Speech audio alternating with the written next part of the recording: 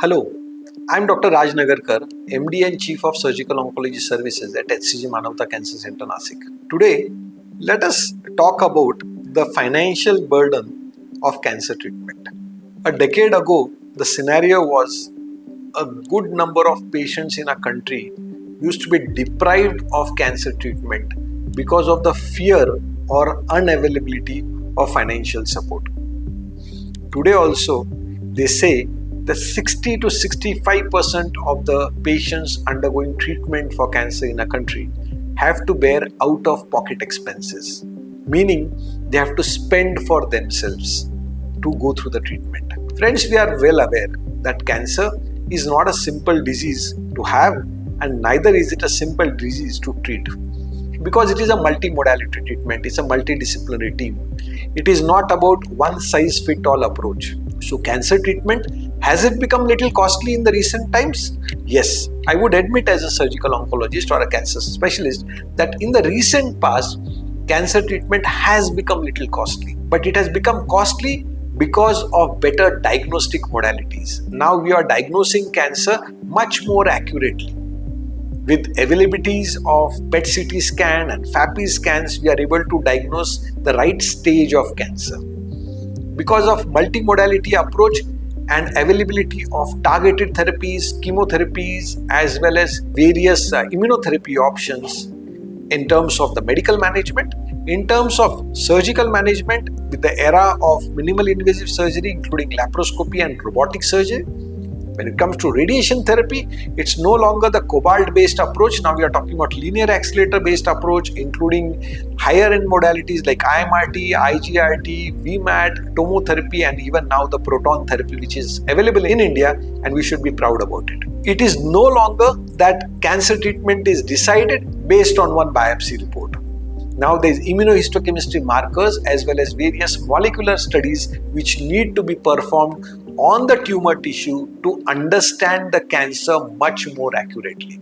Gone are the days of trial and error approach. Let's try this medicine and see how it works. If it does not work, let us change it. I think those days have gone.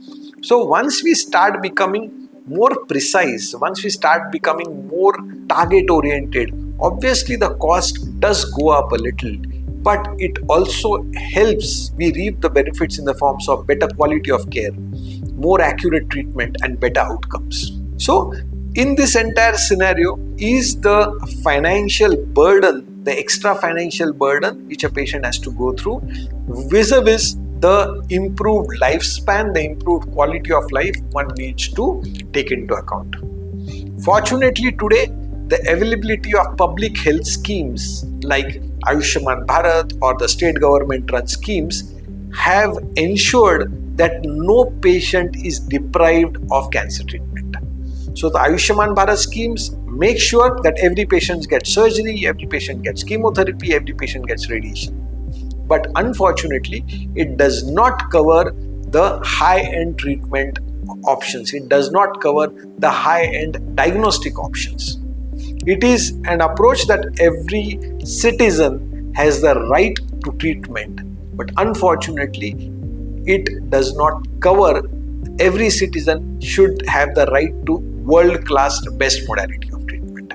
There's a difference between both of them. So what should one be clear about? We are again in a society where unfortunately we have provisions for everything. If a kid is born in the family, we have provisions for his education. We have provisions for his or her marriage as well.